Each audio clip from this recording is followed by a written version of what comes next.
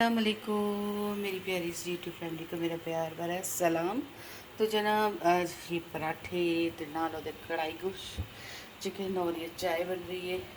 सारी चीज़ें बहुत दिनों के बाद आप लोगों को दिखा रही हूँ।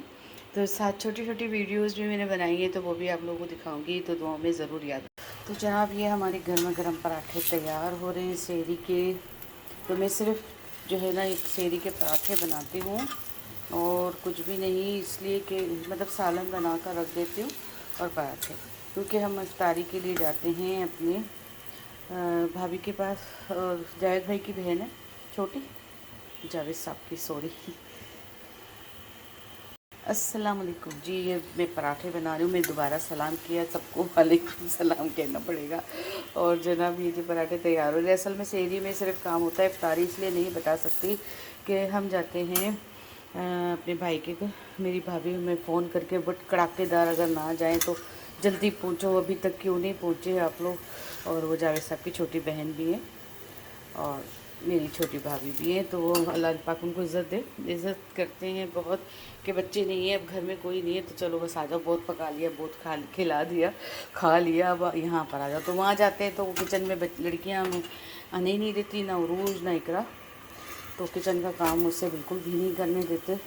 हम बैठ के तो बीमार हो गए। तो बस यही चल रहा है। और वहाँ जो है परदेश देश में जो है गैस देखो कैसी तेज़ आ रही है हमारे घर में।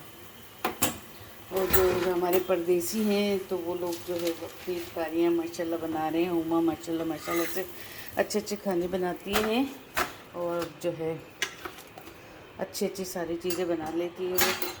तो शुक्र है अल्लाह पाक का।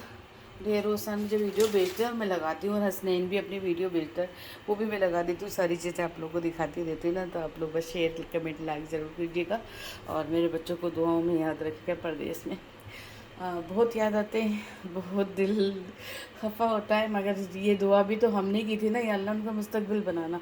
तो बस जनाब बस यही है कि क्या कह रही थी मैं भूल गई।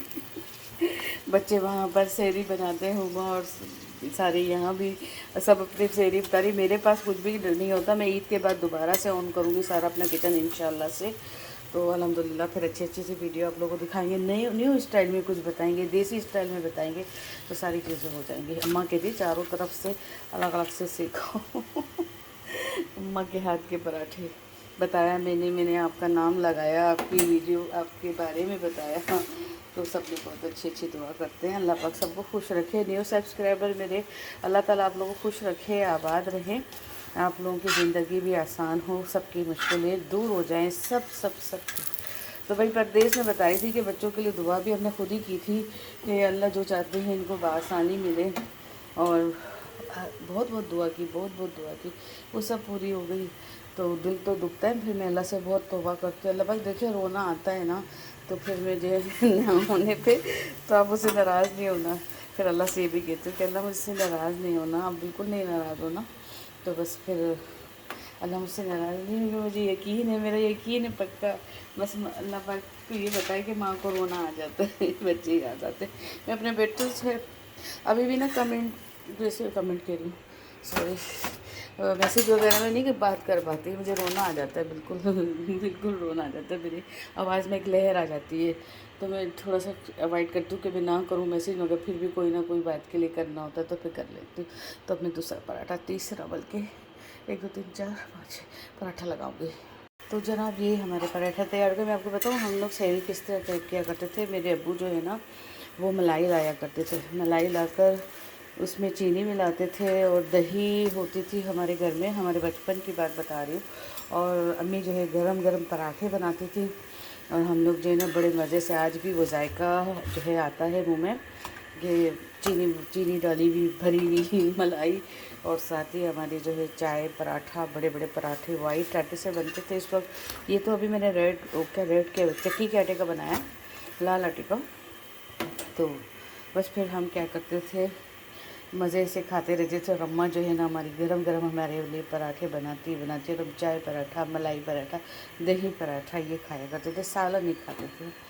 तो फिर बस इसी तरह अब्बा का काम था रोज़ाना मलाई लाना होटल से और हमें खिलाना।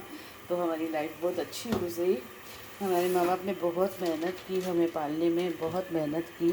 मेरी अम्मा ने बहुत मेहनत की, मेरे अब्बा ने बहुत मेहनत की हमें पालने में। तो फिर ये होता था कि अब्बू जो है ना मेरे, वो हैदराबादी जूते बनाते थे, उनको बनाना आता था। उन लोगों का काम यह था, मेरे ताया का और मेरे अब्बू का। तो वो दोनों बनाते थे। मेरे अब्बू को जूते बनाने आते थे, हैदराबादी जूते, जो चप्पल जिसे कहते हैं, वो लेडीज़ के, जेंट्स के और कोल्हापुरी जेंट्स के, सब मेरे अब्बू को बनाने आते थे। हम साथ बैठ कर भी देखते थे अब्बा किस तरह बनाते, वो हाथ से सीते थे। और वो जो क्या कहते हैं, हाथ से जो है ना जूते होते हैं ना कोल्हापुरी, तो वो लेदर वगैरह कटिंग करके वो सब चीज़ें मेरे अब्बू खुद बनाते थे। वो सब हमें याद है। वो जिस तरह सिलाई लेते थे, वो टांका लगाते थे, वो हाथ के हैंडमेड होते थे। वो कहते थे आजकल हैंडमेड, हाथ की बनी हुई चीज़ें, वो मेरे अब्बू के हाथ की होती थी। तो हम साथ साथ होते थे, बस देखते रहते थे, घर के अंदर ही बनाते थे। कभी अल्लाह पाक में हमारे माँ बाप को जन्नत नसीब करे, माँ को यानी कि सास, और अभी अम्मी ज़िंदा हैं, और मेरी वालदा मतलब सास का इंतकाल हुआ, अल्लाह सबको जन्नतों की जगह दे। तो मतलब ये था कि फिर बस वो जूते जो हैं अब्बू बनाते थे। और फिर हेलो, हुआ ही बस, बोला नहीं जाता उनके बारे में, क्या कहूँ। बेचारे माँ बाप हमारे, जब हम स्कूल से भी गुजरते थे ना, तो अब्बा जो है ना वो जूते बना रहे थे, तो किसी और की दुकान पे बैठ गए, तो फिर वो भी देखते थे हम गुजरते हुए कि हमारे अब्बा यहाँ बैठते हैं, हमारे अब्बा के दोस्त थे, वो जूते बना रहे होते थे, वो सारी चीज़ें हम देखते थे। अभी मेरी दवाई आ गई। क्या कह रहे हैं आप, किससे बातें कर रही हो? अकेले किससे बातें कर रही हूँ, घर में कौन है, वीडियो बना रही हूँ। तो वो कह रहा है मैं यही कह रहा हूँ, किससे बातें कर रही है। तो बस ये था कि बच्चों का ही फ़ोन आता रहता है। फिर अब्बू बेचारे वहाँ जूते वूते बनाते थे मेरे अब्बू। अच्छा है, इज़्ज़त से कमाते थे, मेहनत करते थे, किसी से मांगते नहीं थे, किसी के आगे हाथ नहीं फैलाते थे। बहुत खामोश तबीयत के थे, बहुत ही खामोश तबीयत के थे। कोई बस, और अल्लाह पाक ने उनको जो है ना, जो 10 मुहर्रम का दिन दिया, 10 मुहर्रम को सुबह 9-10 बजे उनकी जो है इंतकाल हुआ उनका। और फिर हमने मगरिब से पहले कोशिश थी कि 10 मुहर्रम ही मिले अब्बू को, तो उनकी दफीन फिर करवाई। और अब्बू ने इतनी सारी खीर बनाई थी 10 मुहर्रम को, एक दिन पहले बनाते ना, सारी बनाई थी रात में, बादाम खुद काटे थे, सारी चीज़ें। अब फिर भी जब ये सब आए, कहेंगे तो किससे बातें करती है।